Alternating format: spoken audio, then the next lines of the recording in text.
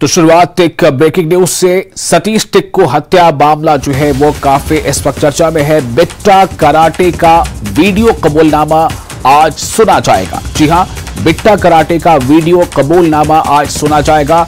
Additional session जज अजय कुमार सुनेंगे video कबूलनामा। Video में बिट्टा कराटे ने कबूल किया है जुर्म। सतीश टिक्कू को कई बार गोली मारने की बात कबूली है बिट्टा कराटे ने। फारूक अहमद डार है बिट्टा कराटे। तो ये आज एक अहम पेशरफ्त है।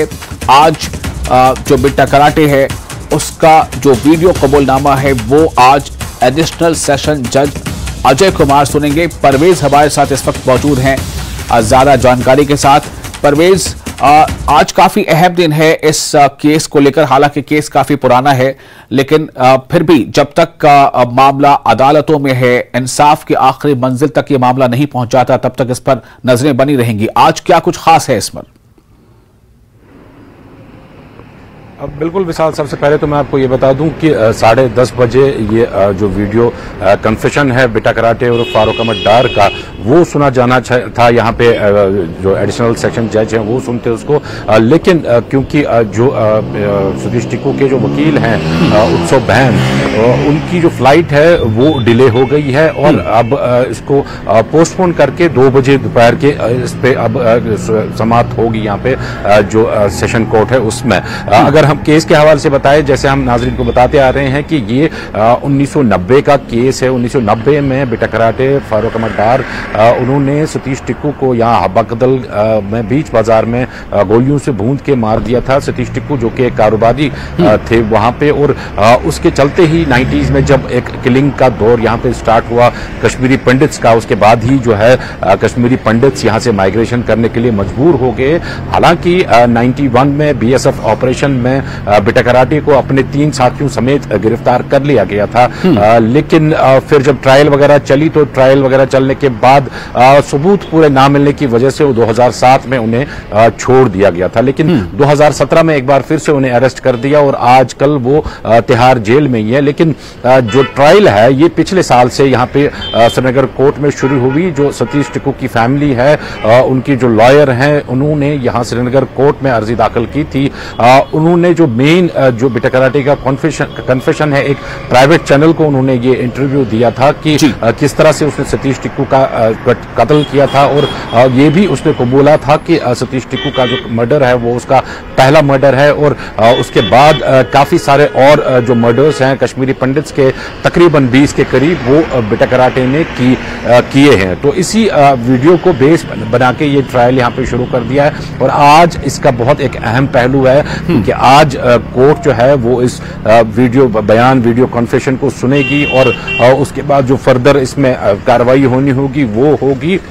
लेकिन क्योंकि बेस इस बयान को ही बनाया गया है, तो आज इस वजह से काफी इंपॉर्टेंट दिन माना जा रहा है। यहाँ पे अगर हम बात करें, इससे पहले 4 सुनवाइयां हो चुकी हैं इस केस की, लेकिन जो पिछली समाअत इस केस की हुई थी उस टाइम जो सतीश टिक्कू के जो वकील हैं वो यहाँ नहीं पहुंच पाए थे सिक्योरिटी रीजंस की वजह से। तो उसके बाद जो है अब ये नई तारीख जो आज की है वो इसमें तय पाई गई है। अब 2 बजे के बाद ही पता चलेगा कि क्या कुछ इस समाअत में सामने आता है। जी बिल्कुल, ये आपने एक जो ताज़ा जानकारी है, अपडेट है, वो आपने कर दिया है कि जो एडिशनल सेशन जज जिन्हें ये वीडियो कबूलनामा सुनना है, एडिशनल सेशन जज अजय कुमार को, वो जो पहले 10:30 बजे का वक्त था वो अब 2 बजे इसकी सुनवाई होगी। बहुत शुक्रिया आपका परवेज इस जानकारी के लिए। इसके बारे में फिर आके हम आपसे बात करेंगे। फिलहाल ये आपको बता दें कि जो बिट्टा कराटे का मामला है उसकी सुनवाई समाअत जो है वो समाअत जो होनी थी कोर्ट में उस पर ताखिर होगी। वो अब ऐसी उम्मीद की जा रही है कि 2 बजे के आसपास ये समाअत हो पाएगी।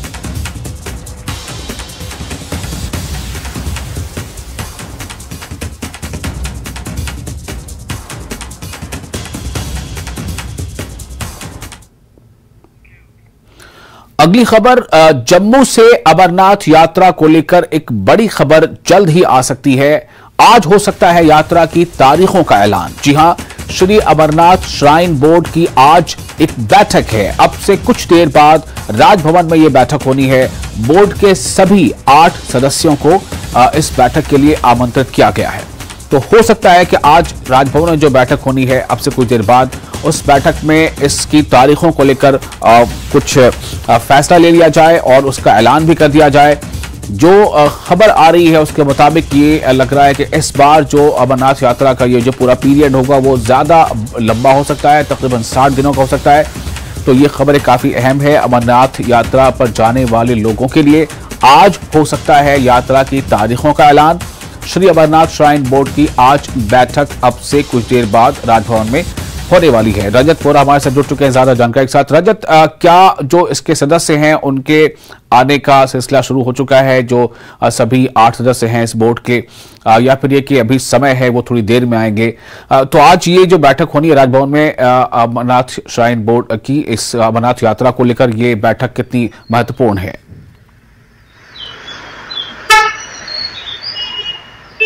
जी बिल्कुल विशाल, ये जो बैठक है काफी ज्यादा महत्वपूर्ण है, क्योंकि हर साल जितने भी श्रद्धालु अमरनाथ यात्रा जाना चाहते हैं उनको इंतजार होता है कि कब ये अनाउंस होंगी डेट्स, और साथ ही साथ जो पंजीकरण की प्रक्रिया है वो शुरू हो। क्योंकि आपको बता दें कि एक फिक्स टेन्योर रहता है और करीबन 45 से 50 दिनों के बीच में यात्रा रहती है। पर इस बार की जो यात्रा है वो काफी खास होने वाली है, क्योंकि 60 दिन यानी कि करीबन 2 माह की यात्रा होगी। और उसी को लेकर आज जो ये 8 सदस्यता जो कमेटी है श्री अमरनाथ जी श्राइन बोर्ड की, वो बैठक करेगी, जिसमें उपराज्यपाल मनोज सिन्हा राजभवन में ही ये बैठक को जो है वो उसकी अध्यक्षता करेंगे और सबसे बातचीत करेंगे कि क्या कुछ प्रिपरेशंस हैं। माना ऐसा भी जा रहा है कि कुछ और सीनियर अधिकारी भी उस बैठक में शामिल रहेंगे, क्योंकि सुरक्षा से ताल्लुक से भी काफी ज्यादा महत्वपूर्ण ये यात्रा रहती है। देश विदेश से लोग जो है वो बाबा अमरनाथ के, बाबा बर्फानी के दर्शन करने पहुंचते हैं, इसीलिए उसकी तैयारियों का भी जायजा जो है वो यहाँ पर लिया जाएगा। अभी अब से कुछ ही देर में ये मीटिंग शुरू होगी और इसके जो मिनट्स ऑफ मीटिंग है वो कुछ ही देर बाद जारी किए जाएंगे, जो कि हम अपने दर्शकों के साथ साझा करेंगे। बट उससे पहले आपको बता दें कि इस बार की यात्रा 60 दिन की क्यों होगी, उसकी सबसे बड़ा वजह यह है कि 30 अगस्त को इस बार जो है रक्षाबंधन का त्योहार होगा, यानी कि जो यात्रा है जून के आखिरी हफ्ते में या जुलाई के पहले सप्ताह में जो शुरू होती है वो पूरी जो है वो रक्षाबंधन को कंप्लीट होती है, इसीलिए 60 दिन की अवधि बताई जा रही है। इसके अलावा आपको बता दें कि इस बार श्री अमरनाथ जी श्राइन बोर्ड को ये उम्मीद है कि यात्रा जो है ऑल टाइम जो रिकॉर्ड है सन 2011 का, जिसमें 6.36 लाख यात्रियों ने दर्शन किए थे, उस रिकॉर्ड को भी इस बार पार करेगी। हालांकि पिछली बार ये उम्मीद थी, पर पिछली बार क्योंकि बारिश ने वहां पर खलल डाला और एक बाढ़ आने की वजह से वहां पर जो उत्साह है श्रद्धालुओं का वो कहीं ना कहीं डगमगाया। हालांकि उसमें लगातार अगर हम बात करें तो देश विदेश से लोग जरूर आए थे, पर 43 दिन की जो यात्रा चली थी उसमें जो ऑल टाइम रिकॉर्ड था 2011 का वो नहीं तोड़ पाया। पर इस बार क्योंकि 60 दिनों की यात्रा होने वाली है, इससे पहले इस 60 दिनों की यात्रा जो है वो सन 2009 में हुई थी, और उसके बाद से लेकर लगातार अब उम्मीद ये जताई जा रही है, जिस तरह की प्रिपरेशंस इस बार की जा रही है, कि जो ऑल टाइम रिकॉर्ड है 2011 का उसको भी ये तोड़ेगा। और साथ ही साथ आपको बता दें कि क्या इस बार की यात्रा में कुछ नई चीजें शामिल होने वाली हैं, कुछ नई सुविधा या कुछ नई और बातें? एक तो आपने बताया कि ये नयापन इसमें यह है कि ये 60 दिनों का पूरा ये जो है टाइम फ्रेम होगा, या और दूसरा ये कि ये अच्छी बात है ही खुद में, लेकिन कुछ सुविधाओं को लेकर अगर हम बात करें या फिर सुरक्षा की दृष्टि से बात करें तो क्या इस बार, अभी बैठक तो चूंकि शुरू हुई नहीं है, बैठक शुरू हो जाएगी, तो क्या ऐसे कुछ उम्मीद है कि कुछ इसमें नई चीजें भी शामिल हो सकती हैं?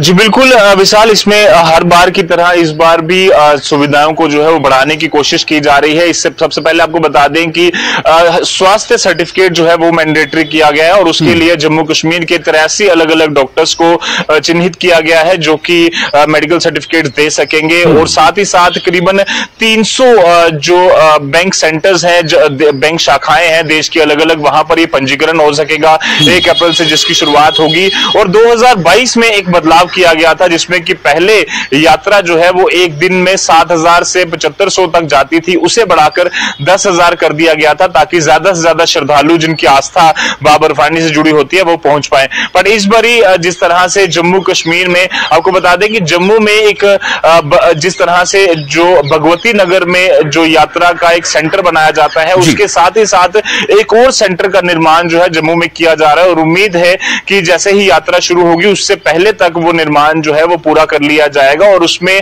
जो यात्री जो देश भर से वहां आएंगे उनको और सहूलियतें मिल सकेंगी। इसके अलावा सरकार ये इस तरह के भी प्लान कर रही है कि जब भी लखनपुर से यात्रा जो एंटर हो, और जिस तरह से अब जो जम्मू श्रीनगर राष्ट्रीय राजमार्ग 44 है वहां पर भी काफी ज्यादा काम जो है वो हो चुका है। पंथियाल टनल जो हाल ही में जो खोली गई है उससे साफ तौर पर काफी सहूलियत होगी और जो लोग पहले उनको जम्मू स्टे करना पड़ता था, अब उम्मीद है कि वो डायरेक्टली देश के किसी कोने से भी आकर यहां राष्ट्रीय राजमार्ग से होते हुए आसानी से जा पाएंगे। तो एक काफी सहूलियत जो है मिल जाएंगे और खासतौर पर राष्ट्रीय राजमार्ग का जो काम हुआ है उससे काफी मदद मिलेगी। और उम्मीद इसीलिए ज्यादा है कि बाबर फानी के दर्शन जब शुरू होंगे 1 जुलाई के आसपास, तो उम्मीद ये जताई जा रही है कि इस बार का जो रिकॉर्ड है वो टूटेगा और 2011 6.36 लाख का जो रिकॉर्ड है वो पूरी तरह से टूटेगा और ज्यादा से ज्यादा श्रद्धालु जो है वो देश भर से जम्मू कश्मीर पहुंचेंगे। और खास तौर पर विशाल यहाँ श्रद्धालुओं को, दर्शकों को बताना काफी ज्यादा जरूरी है कि इस बार स्पेशल जो 4 धाम के जो दर्शन करने के लिए भी एक स्पेशल वहां पर जो मंदिर का निर्माण है वो भी किया जा रहा है। बाबर फानी के दर्शन करने जो श्रद्धालु वहां पर पहुंचेंगे वो वहां पर 4 धाम के दर्शन भी कर पाएंगे। तो इन चीजों के साथ साथ जरूर इस बार का जो एक्सपीरियंस है बाबर फानी के श्रद्धालुओं का वो काफी ज्यादा खास होगा, काफी ज्यादा अलग होगा और नई नई चीजें जो है वो जरूर उनको देखने को मिलेंगी। जी बहुत शुक्रिया आपका रजत तमाम जानकारी के लिए। तो ये है कि एक नयापन इस बार देखने को मिल सकता है, लेकिन अब जब इन तमाम चीजों पर मुहर तब लगेगी जब आज बैठक के बाद कुछ बातें सामने आएंगी कि इसमें क्या कुछ नया है और क्या और सुविधाएं इसमें जोड़ी जा रही हैं। इसी के साथ फिलहाल एक छोटा सा ब्रेक लेते हैं। ब्रेक के बाद कई और अहम खबरें हैं, आप कहीं जाइएगा नहीं। ब्रेक के बाद एक बार फिर आपका स्वागत है। आप देख रहे हैं न्यूज़ 18 जम्मू कश्मीर लद्दाख हिमाचल पर। ब्रेकिंग एट 10, रुबिया सईद अपहरण मामला काफी अहम मामला है। जम्मू की विशेष टाडा अदालत में आज सुनवाई होनी है और जी हां, एक बार फिर आपको बता दें कि रुबिया सईद अपहरण मामले में जम्मू की विशेष टाडा अदालत में आज सुनवाई होनी है। केस में यासिन मलिक मुख्य आरोपी है। 2 गवाहों के पेश होने की उम्मीद जताई जा रही है। तो इस वक्त आज जो है इस मामले को देखा जाए अगर तो काफी अहम यह मामला है। रुबिया सईद अपहरण मामला जो है उस पर सुनवाई होनी है। जम्मू की विशेष टाडा अदालत में आज सुनवाई होनी है इस पर और केस में यासिन मलिक मुख्य आरोपी हैं। 2 गवाहों के पेश होने की भी उम्मीद जताई जा रही है। हमारे साथ जुड़ चुके हैं हमारे वरिष्ठ सहयोगी मनोज कौल इस पर ज्यादा जानकारी के लिए। मनोज जी, कितना अहम है ये आज की सुनवाई होना? इससे पहले भी कई बार सुनवाई का मामला रहा लेकिन कई बार वो पोस्टपोन भी हुई, लेकिन आज जो सुनवाई होने जा रही है इस सुनवाई से इस केस में किस तरह का ये केस जो है आगे बोर्ड ले सकता है? देखें विशाल, ये जो पूरा मामला है जो हम ऐसे देखें कि जब जुलाई 2022 में जो रुबिया सईद हैं, रुबिया सईद ने आइडेंटिफाई किया था मोहम्मद यासिन मलिक को और ये कहा था कि यही वो शख्स है जिसने उसका अगवा किया था और उसके साथ कुछ और लोग भी थे। और जब ये आइडेंटिफाई हुआ तो उसके बाद से जो सुनवाई लगातार चल रही है, हर महीने इस केस की सुनवाई हो रही है। वो जो पिछली बार जब सुनवाई हुई थी तो तब भी 2 विटनेसेस को बुलाया गया था, जिसमें से एक विटनेस तो आया था जबकि दूसरे ने हेल्थ ग्राउंड्स पे कोर्ट से ये कहा था कि वो इसमें नहीं आ सकता। और जो विटनेस पेश हुआ था तो उसने कोरैबोरेट किया था, वो उसने ये कहा था कि कहाँ ले जाया गया था रुबिया सईद को। उसने उन्होंने एक जो सोपोर में एक गेस्ट हाउस है उसका जिक्र किया था। तो आज जो हमें पता चला है कि जो आज की सुनवाई होने वाली है इसमें 2 गवाह और पेश होंगे। तो अब ये देखना होगा कि वो किस तरह की गवाही देते हैं, क्योंकि कोशिश जो है सीबीआई की वो ये है कि जो जितने भी गवाह इसमें हैं वो उनकी गवाही ले लेके उसके बाद एक पूरी तरह से एक केस तैयार किया जाए।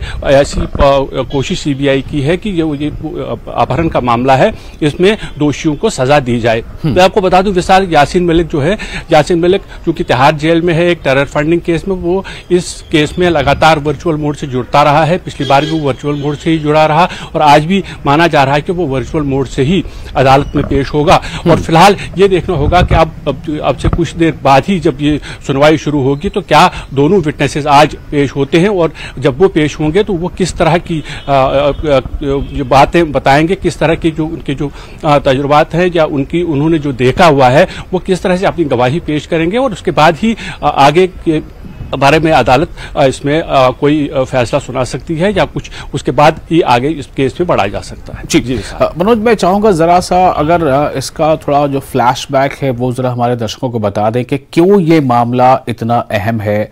रूबिया सईद के अपहरण का मामला मतलब कि कब का था, इस पूरे घटनाक्रम के आसपास क्या चीजें हो रही थी उस समय मनोज?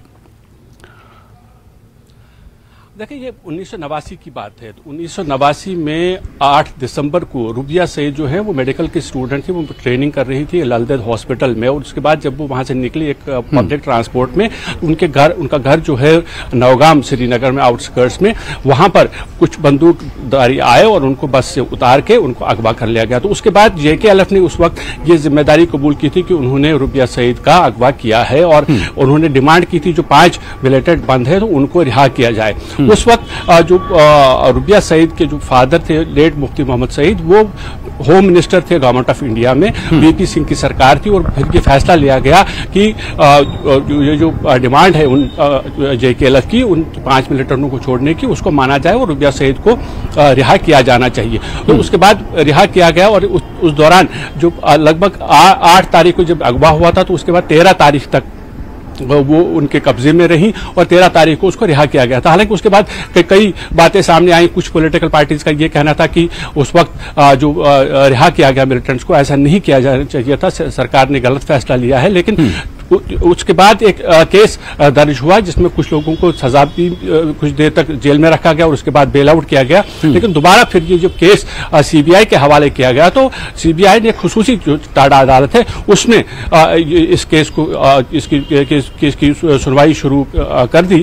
और अभी जैसे मैंने पहले कहा कि जुलाई को जो है जुलाई 2022 को रूबिया सईद पेश हुई थी अदालत में और उन्होंने ये कहा था कि यासीन मलिक वो शख्स है जो उस वक्त जिसको उसने पहचान लिया था। उसने ये कहा था कि यही वो शख्स है जो उस वक्त उस गाड़ी में आया था और उसके साथ कुछ और लोग भी थे, 4 से 5 लोग और थे जिन्होंने उसका अगवा किया था। वो तब से ये सुनवाई फिलहाल चल रही है। और बाकी के जो अक्यूज्ड हैं, जैसे मैंने कहा कि यासीन मलिक वर्चुअल मोड से इस केस में पेश होते हैं अदालत में, जबकि बाकी जो मुलजिमीन हैं वो फिजिकली भी इस केस में लगातार हर सुनवाई पर मौजूद रहते हैं। और आज जैसे मैं पहले जिक्र कर रहा था कि आज 2 गवाहों के यहाँ पेश होने की बात कही जा रही है। अब ये देखना होगा कि वो 2 गवाह किस तरह का बयान देते हैं और कोर्ट उसको लेके आगे किस तरह का फैसला सुनाता है। जी बिल्कुल, बहुत शुक्रिया आपका मनोज तमाम जानकारी के लिए। तो ये है पूरा मामला रूबिया सईद के अपहरण का और इस तरह से इस पे रूबिया सईद ने खुद चुके नाम लिया था यासीन मलिक का। तो ये केस जो है लगातार इसकी समाअत चल रही है और आज इस केस में समाअत होती है और 2 गवाह पेश होते हैं। तो उसके बाद इसमें क्या आगे ये नया बोर्ड ये केस लेता है, ये सब कुछ इस पर मुनहसर है, इस पर निर्भर करता है कि आज कोर्ट में सुनवाई होती है तो उसमें क्या कुछ होता है। और इसी के साथ फिलहाल एक छोटा सा ब्रेक लेते हैं। ब्रेक के बाद खबरों का सिलसिला जारी रहेगा। ब्रेक के बाद फिर आपका स्वागत है। आप देख रहे हैं जम्मू कश्मीर लद्दाख हिमाचल पर ब्रेकिंग एट 10। जम्मू संभाग में बारिश मैदानी और पहाड़ी इलाकों में लगातार कल रात से रुक रुक कर बारिश हो रही है। तो ये खबर है मौसम के बदलते मिजाज को लेकर। जम्मू संभाग में बारिश हो रही है, मैदानी और पहाड़ी इलाकों में कल रात से रुक रुक कर बारिश का सिलसिला जारी है। राजौरी, उधमपुर और जम्मू में बारिश, राजौरी के ऊपरी इलाकों में बर्फबारी भी हुई है, ऐसी भी खबरें हैं। तो मौसम का ये जो मिजाज है ये क्या कहता है, मौसम बदला है तो इसका कितना असर पड़ेगा आम लोगों पर, ये तमाम सवाल ऐसे हैं। लेकिन फिलहाल जो मौसम का मिजाज है, मौसम का जो रंग है वो आपको हम बता रहे हैं कि जम्मू संभाग में बारिश हो रही है। मैदानी और पहाड़ी इलाकों में कल रात से रुक रुक कर बारिश का सिलसिला जारी है। जम्मू से हमारे साथ जुड़ चुके हैं शक्ति ज्यादा जानकारी के साथ। शक्ति, ये जो मौसम का जो मिजाज है ये क्या कह रहा है? देखिए, मौसम की अगर हम बात करें तो राजौरी में बीती रात से जो है वो भारी बारिश है। राजौरी के मैदानी इलाकों में बारिश है। तो जहां राजौरी के हायर रीचेस जो हैं वहां पर बर्फबारी जो है वो हो रही है। और ये राजौरी में जो बारिश है, हालांकि अगर हम बात करें तो मौसम का मिजाज पूरी तरह से एक बार फिर बदल गया है। हालांकि गर्मी का मौसम जो है पिछले कुछ दिनों की अगर हम बात करें तो मौसम आ गया था, दस्तक दी थी गर्मी ने, लेकिन अब दोबारा से जो है वो सर्दी स्टार्ट हो गई है। लोगों ने जो इससे पहले कपड़े जो हैं वो संभाल लिए थे, यानी और फिर से जो है जैकेट्स वगैरह पहन गए हैं, स्वेटर पहन गई हैं और मौसम का मिजाज पूरी तरह से बदल गया है। और लगातार जो है बारिश बीती रात से राजौरी पूरे जिला में हो रही है। जी, तो ये जो बारिश है राजौरी में, उधमपुर में, और खबर के मुताबिक राजौरी के ऊपरी इलाकों में बर्फबारी भी हो रही है, तो बारिश और ये बर्फबारी, क्या इससे जो हमारा किसान तबका है वो क्या उसके लिए ये अच्छी खबर है या उसकी परेशानी बढ़ जाने वाली है? देखिए, ज्यादातर पर इस बारिश की वजह से किसानों की परेशानी जो है बढ़ रही है, क्योंकि अभी जो है वो फसल कटाई का वक्त जो है वो करीब आ रहा है और इस वक्त जो बारिश है ये इसे किसान बेमौसमी बारिश जो है वो मान रहे हैं, क्योंकि फसल जो है वो किसानों की लगभग तैयार हो चुकी है और किसानों का नुकसान जो है हो रहा है इस बारिश की वजह से।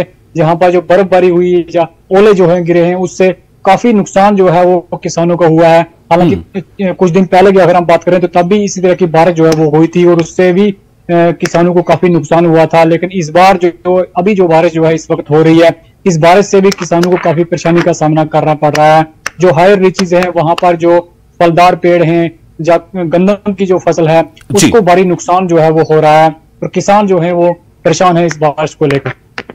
तो क्या शक्ति, आपने जैसा बताया कि लोगों ने अपने गर्म कपड़े जो उन्होंने संभाल कर रख दिए थे घरों में, अलमीरे में, उन्होंने फिर से निकाल लिया है, क्या आप भी महसूस कर रहे हैं कि ठंड बढ़ गई है अचानक बेमौसम? बिल्कुल, अचानक बेमौसम ठंड जो है वो बढ़ गई है, क्योंकि जैसे मैंने पहले बताया कि कुछ दिन पहले की अगर हम बात करें तो पूरी तरह से गर्मी का मौसम आ गया था। लोगों ने पूरी तरह से जो गर्म कपड़े हैं वो संभाल लिए थे, वो पहनना बंद कर दिए थे और पूरी तरह से मौसम जो है वो खुल गया था। लेकिन अब अचानक से ये जो बारिश रात से हो रही है, इस बारिश की वजह से फिर से जो है वो गर्म कपड़े लोगों ने पहनना शुरू किए, क्योंकि सर्दी जो है वो हो चुकी है। फिर से काफी ठंड जो है वो इस पूरे राजौरी जिला में इस बारिश की वजह से हो रही है और एक तरह से मौसम का मिजाज जो है वो पूरी तरह से बदला हुआ है, जिससे जो है वो सर्दी ने दस्तक एक बार फिर जो है वो दी है और लोगों को मजबूर किया है कि लोग जो है वो गर्म कपड़े पहने। जी शक्ति, एक सवाल और यहां पर है, क्या ये मौसम विभाग जो है वहां से इस बारे में, या जो मौसम के जो माहिरीन हैं, क्या उन्होंने कुछ इस बारे में बताया है कि ये मौसम, ये जो बदला हुआ मौसम है, ये कितने दिनों तक रहने वाला है? क्या ये और अभी ठंडक या और बारिश लेकर आएगा या जल्द ही ये मौसम खत्म हो जाएगा? जी बिल्कुल, मौसम की जानकारों की अगर हम बात करें तो उनका ये कहना है कि अभी कुछ दिनों तक ये मौसम जो है वो बदला रहेगा, यानी कुछ दिनों तक फिर से लोगों को इस बारिश का सामना करना पड़ेगा, इस ठंड का सामना करना पड़ेगा। आने वाले कुछ दिन जो है वो लोगों के लिए फिर से एक बार परेशानी का सबब है, क्योंकि मौसम जो है पूरी तरह से बदला रहेगा और खासकर किसानों को जो है वो इसका नुकसान हो रहा है। किसान जो है वो परेशान है, क्योंकि फसल तैयार होने से बेमौसमी बारिश इसे हम मान रहे हैं, इस बारिश की वजह से। तो शक्ति, मैं चाहूंगा कि आप हमारे साथ बने रहें, और चूंकि जम्मू कश्मीर के साथ साथ हिमाचल की खबरों पर भी हमारी पूरी नजर रहती है, हमारा चैनल ही है जम्मू कश्मीर लद्दाख हिमाचल, तो हिमाचल में भी मौसम का मिजाज कुछ ऐसा ही है। पूरे हिमाचल में बारिश हो रही है, ओलावृष्टि का ऑरेंज अलर्ट जारी कर दिया गया है। आज से फिर सक्रिय हुई है वेस्टर्न डिस्टर्बेंस। कांगड़ा समेत पूरे हिमाचल के लिए ऑरेंज अलर्ट जारी किया गया है। मध्यम ऊंचाई वाले इलाकों में बारिश और ओलावृष्टि, अधिकतम ऊंचाई वाले इलाकों में बर्फबारी के आसार बताए गए हैं। मौसम विज्ञान से अगले 7 दिन का प्री बुलेटिन भी जो है वो जारी हुआ है। आगामी 6 दिन बदला बदला रहेगा मौसम का मिजाज। कल भी बारिश, ओलावृष्टि और बर्फबारी का येलो अलर्ट था। तो ऐसी कई जानकारी मौसम को लेकर है, बदले हुए मौसम को लेकर है, और कहीं ऑरेंज अलर्ट है तो कहीं येलो अलर्ट है। और तो ये हिमाचल प्रदेश की तस्वीर है। हमारे साथ रणवीर जुड़ चुके हैं, सीधे तौर पर हमें ज्यादा जानकारी देंगे। रणवीर हमारे संवाददाता। रणवीर, मौसम का ये बदला हुआ मिजाज अभी जम्मू के भी कई इलाकों में हमने देखा और अभी हिमाचल में भी कुछ इस तरह की खबरें आ रही हैं, तो मैं आपसे जानना चाह रहा हूं कि पहले तो आप ये बताएं कि मौसम का हाल फिलहाल कैसा है, और साथ ही साथ ये कि ये मौसम, ये बारिश, ये बर्फबारी किसानों के लिए अच्छी खबर है या एक बुरा संदेश है?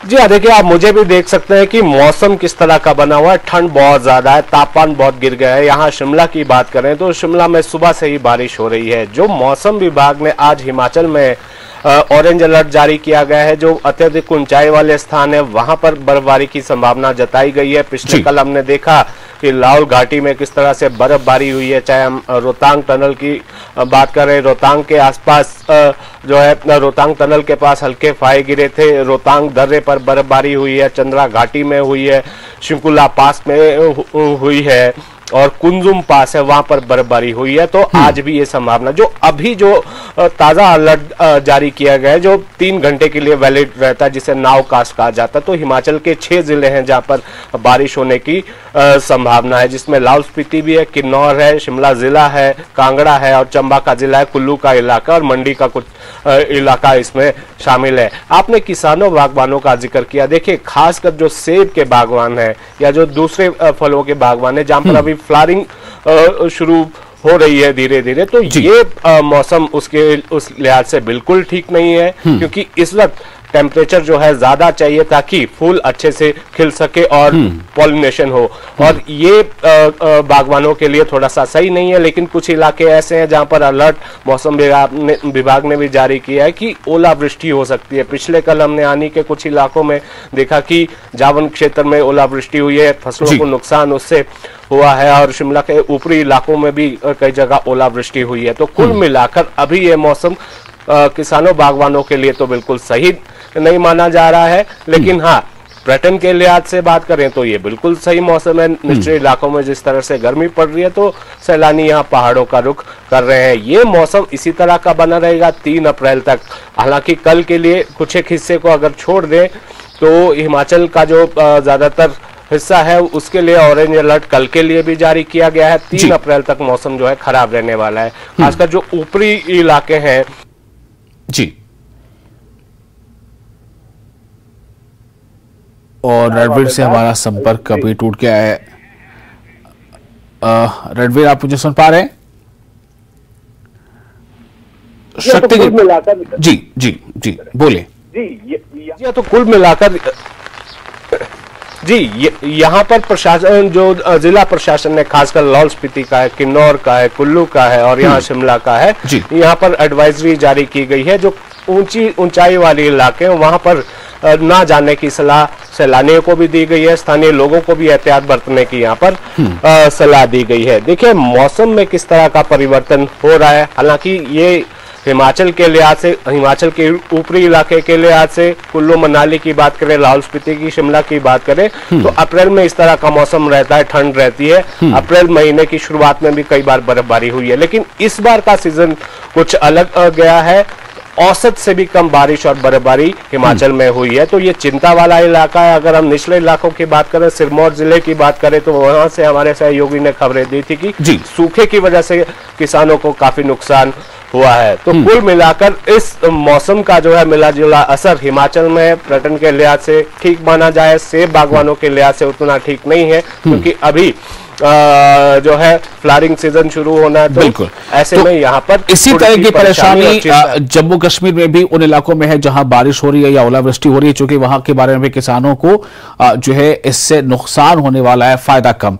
शक्ति, मैं आपके पास आऊंगा, एक सवाल सिर्फ यही मैं आपके पास लेकर आ रहा हूं। जिस तरह से अभी हमें रणवीर ने बताया, रणवीर ने, कि वहां पर जो पर्यटक हैं उनके लिए तो बड़ी अच्छे दिन आ गए हैं पर्यटकों के लिए, तो क्या ऐसा ही कुछ मामला जम्मू कश्मीर में भी उन इलाकों में है जहां बारिश हो रही है या बर्फबारी हो रही है कि वहां जो सयाह पहुंचते हैं, क्या उनके लिए ये अच्छे दिन है?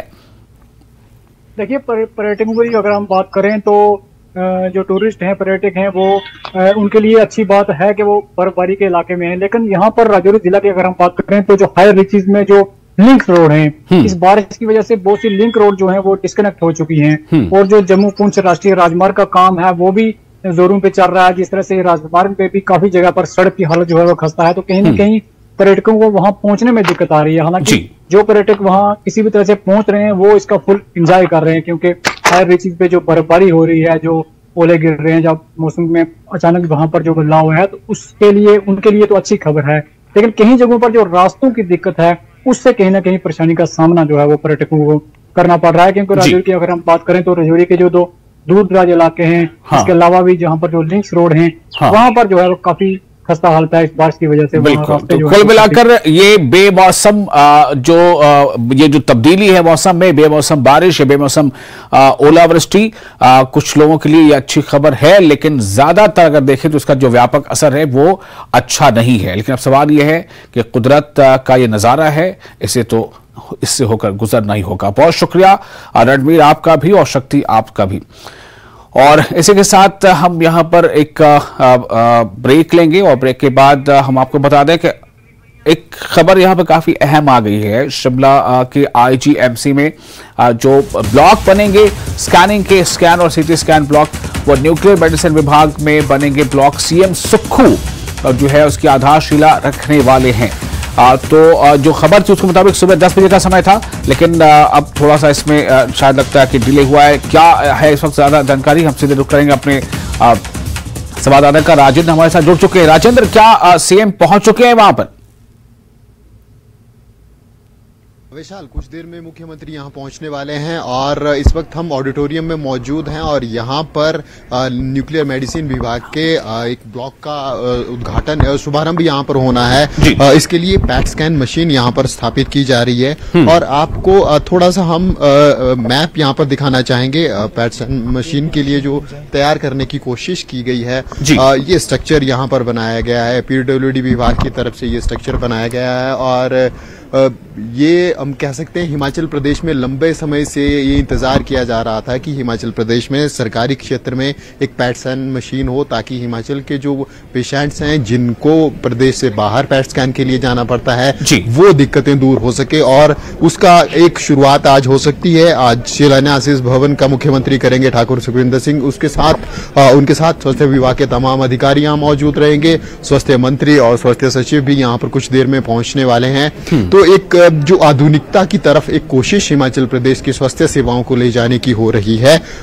उसका ये शुरुआत है। और धीरे धीरे, जैसा कि मुख्यमंत्री ने अपना पद संभालने के बाद कहा था कि हिमाचल की जो स्वास्थ्य सेवाएं हैं उनको तकनीक के माध्यम से अपडेट किया जाएगा और वही ये शुरुआत आज हो रही है। इसके लिए मुख्यमंत्री ने कहा था कि पिछले दिनों जियो के साथ भी एग्रीमेंट करने की कोशिश की जा रही है, ताकि जो 5G तकनीक है उसका लाभ हिमाचल के लोगों को मिल सके। और रोबोटिक सर्जरी की तरफ मुख्यमंत्री का सपना है कि हिमाचल प्रदेश में रोबोटिक सर्जरी शुरू हो सके।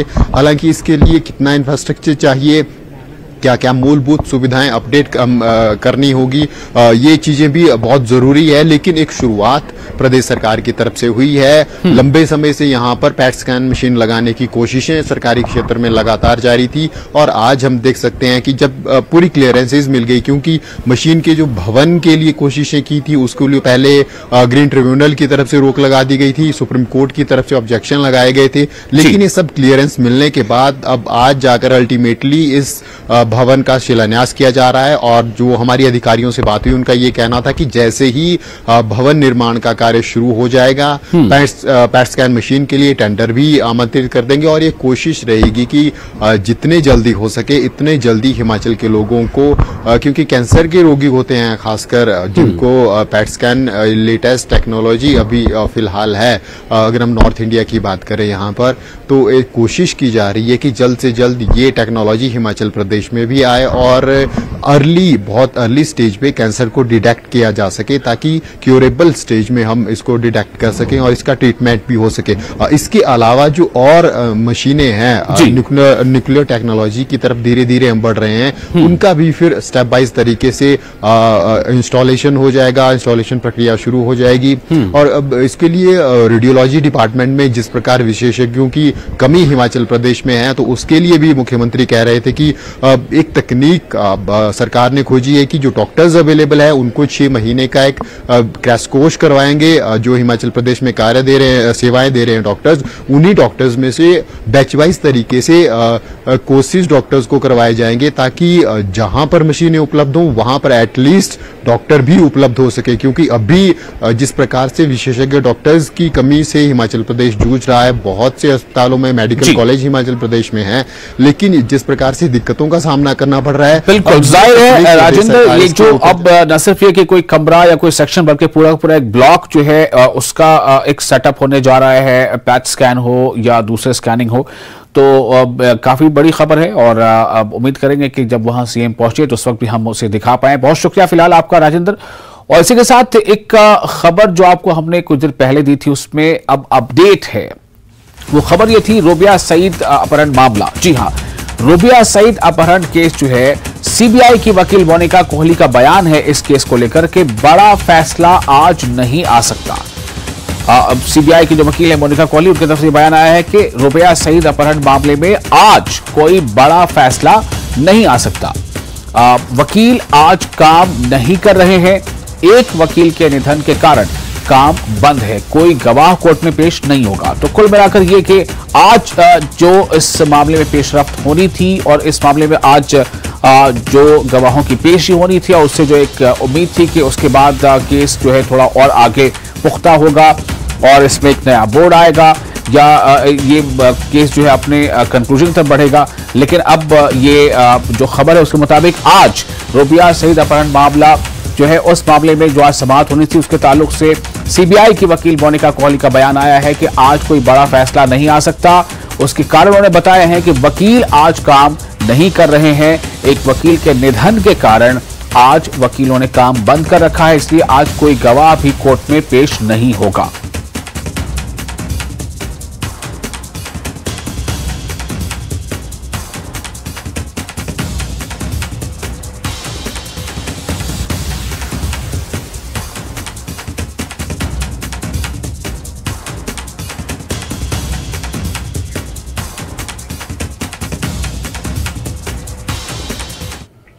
और अब रुख करते हैं इंदौर हादसे की खबर का। जी हां, इंदौर से इस वक्त की जो खबर है उसमें जो अपडेट है वो ये है कि बावड़ी हादसे में मौत का आंकड़ा बढ़ गया है और अब तक कुल 35 मौत की खबरें आई हैं। 35 लोगों के शव अब तक उस बावड़ी से निकाले जा चुके हैं।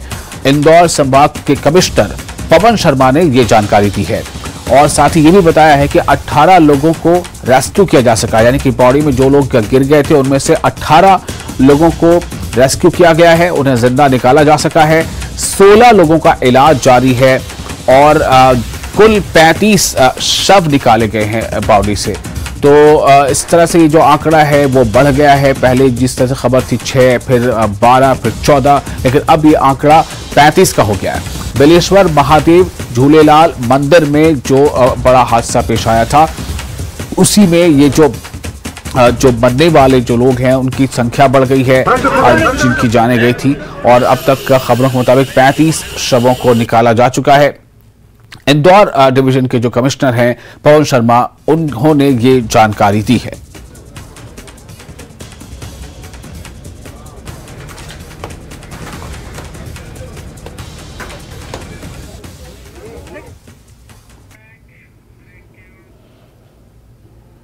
और फिलहाल एक छोटा सा ब्रेक लेते हैं, ब्रेक के बाद जल्द हाजिर होंगे।